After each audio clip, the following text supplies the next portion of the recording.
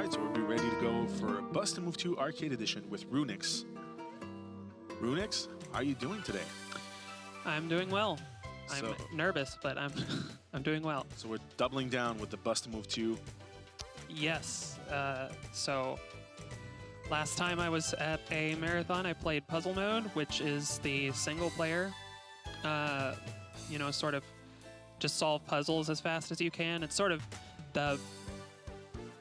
I would say it's the better speedrun, but it's a bit different from what we're going to be doing this time. I'm going to be playing against the computer, which is 12 stages. You fight computer-based opponents, and the goal is just for them to die before you die. But they can fight back, and so I'm going to be playing on hard difficulty. I've also set the game level, which is the system difficulty mentioned in the incentive, to hard. The main difference between normal and hard is that hard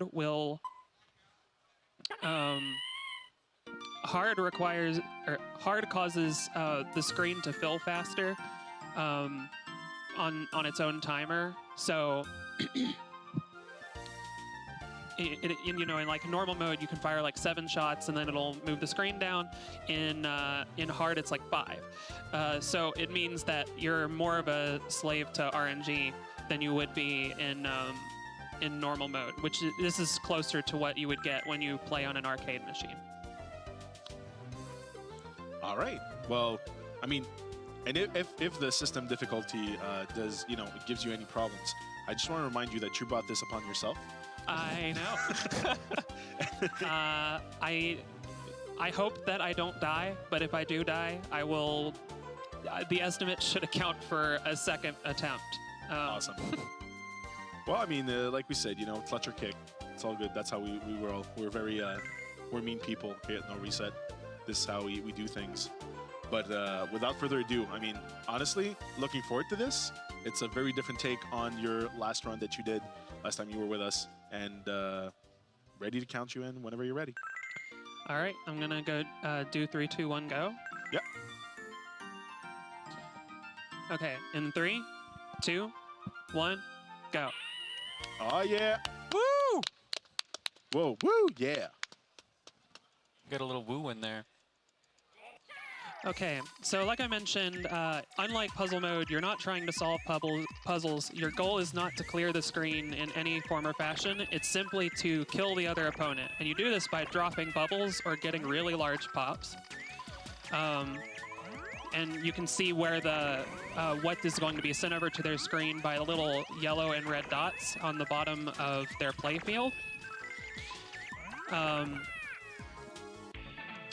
So the obvious strategy with this is to stack up a whole bunch of bubbles and then pop the one at the top, and then do this over and over and over again. The trick is that you are sort of reliant on the RNG for whatever chain you set up. So right now I can do this with a white or a red. But if I were to stack up something really big and not have a red bubble, then I would die when the screen would go down at the end. And I just finished 2 stages, but that's sort of how the beginning of this run goes. The AI is the same from stage to stage, but the aim of the AI gets better and better as each stage goes by. So on the very early levels, the characters can and often will kill themselves, like they're doing now. But as it gets toward the end, you have the final stage. The enemy will never miss a shot at what it's aiming at. So that's sort of the rub. And I'm already about to mess up my first time. It's not necessarily a given, but okay. Well, never mind. Yeah, okay. That was my first step. I do have 8 credits remaining, so hopefully I don't run out. She was practicing a lot in the practice room earlier, so. So for reference, the current world record of this is 7 minutes and 3 seconds and has no deaths. but the time is not solid, so a death could be possible to get another PB.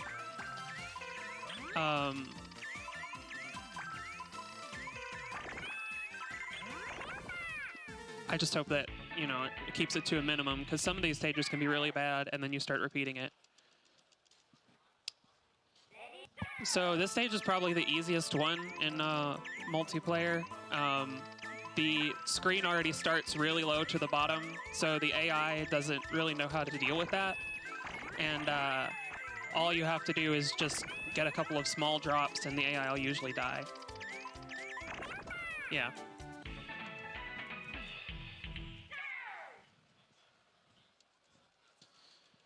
Coming up at the halfway point.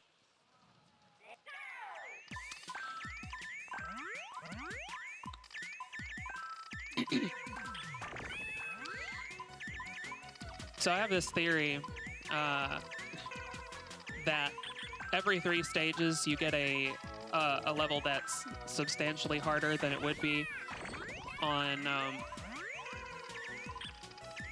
than all the other stages. So think of them as sort of like a boss. So stages 3, 6, 9, and 12 are all sort of like your bosses. I don't know if that's true, but anecdotally, I have a lot of trouble with stages 3, 6, 9, and 12. Like, this one is 6, so I got good, really good RNG at the start here, which gives me a really large pop to drop a whole bunch of bubbles, and that can be very beneficial. I actually didn't mention this. I'm playing on the Saturn version. I played the N64 version last time I did this. Main difference between the Saturn and the N64, there's a couple of them. One is that the loading times are slower, but the game doesn't lag, so you can make up some time on lag frames alone. And in addition, the way that in the N64 version, the RNG is consistent. So as long as you do the same thing every time, you'll get the same RNG each time. But because the Sega Saturn has an internal clock, the RNG will almost never be the same ever, because the RNG is seeded based on the time. So you have a much higher chance of getting a pattern on multiplayer maps that is conducive to getting a quick victory than you do on the N64, since all the patterns are sort of set in stone. Nice. Unfortunately, the loading time does make it notably slower, but I really do prefer being able to better deal with the stage RNG than some of the pre-built patterns on the N64 that don't really work out well for speedruns. One other difference on the Saturn version is that the music is CD audio quality, and on the N64 it uses sound font, so the music is actually quite nice on this version compared to the N64, which is another benefit of playing it.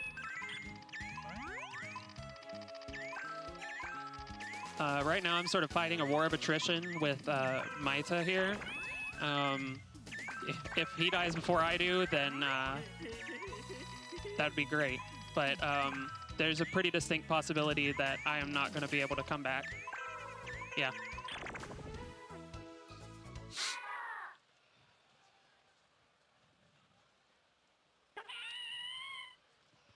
We'll try again. This stage has a really high chance of setting up something like this right here, where it gives you basically a free drop at the start due to the way that the pattern is laid out.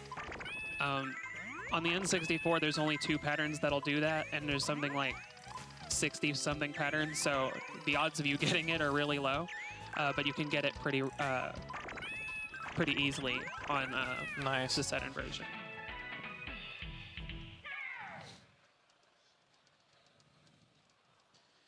So now we're getting into sort of the really hard stages. The AI starts playing a bit more aggressively in that it makes almost every shot it wants to, and the characters are pretty much not going to make any more mistakes for the rest of the run. 3 of the next of the last 4 stages, 3 of them have the same board layout of just the 4 rows of bubbles at the top, which doesn't really allow for a lot of free drops. So you're pretty much just sort of left with trying to set your own stuff up and then knock it all back down.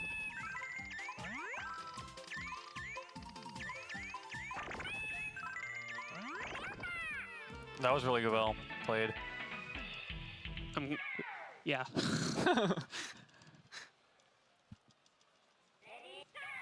Okay, so we have 3 stages to go. This character can, because of the way his stage is laid out, he can start by getting a lot of attacks in on you very quickly and end this one in seconds for you. But it sort of just depends on what his RNG was like, and it looks like he is not going to survive. Nice. Coming up on the final boss, this final boss 2 stages. First is Mega Bublin. Bublin being the main character's name. That's the green bubble dragon on the left. It's supposed to look like a robot version of him. I don't really see it. Wait, But- really? Yeah. And so you're being attacked by this big robot with like a bubble cannon instead of a proper little aim needle. He takes up all the screens, so you can't even like see what you're aiming at. But in puzzle mode, you can actually pick this character to play as, which means there's times in puzzle mode where if you were playing as this character, you couldn't even see what you were aiming at, which is honestly fantastic game design. I wouldn't have it any other way. Nice. It was drunk all along. So that robot's supposed to look like him. Yeah, the robot is supposed to look like Bub, the Yeah, I don't character on the see it. left. Also, this is the last stage. Time comes up when the last bubble on the opponent's screen turns gray after I win. I will call it, but I would just be ready on time because I don't know how long it's going to take me to finish this stage. On the final stage, not only does the AI never miss what he's trying to aim at, but there's also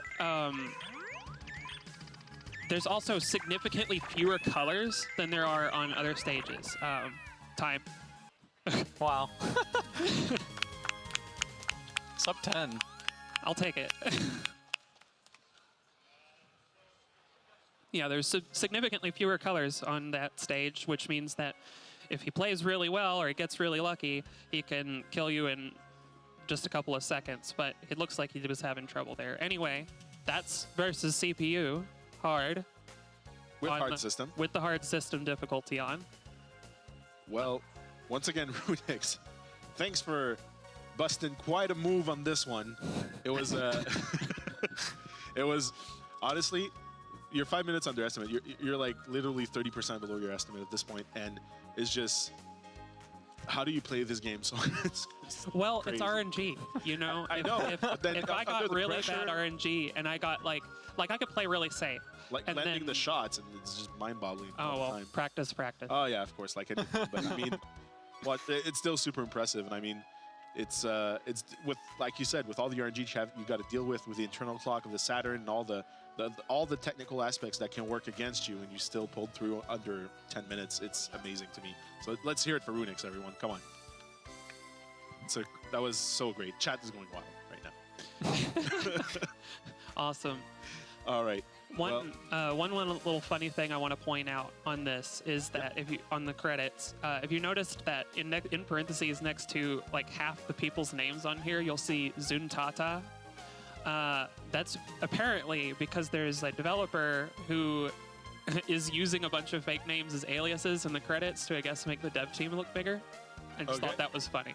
Oh wow, the real MVP. All right. Well, I mean, everyone, stay tuned. Coming up next, we have Kid Icarus with Maniacal on the NES Any%. This is one of the classics, as we like to say. So stay tuned. We'll be right back.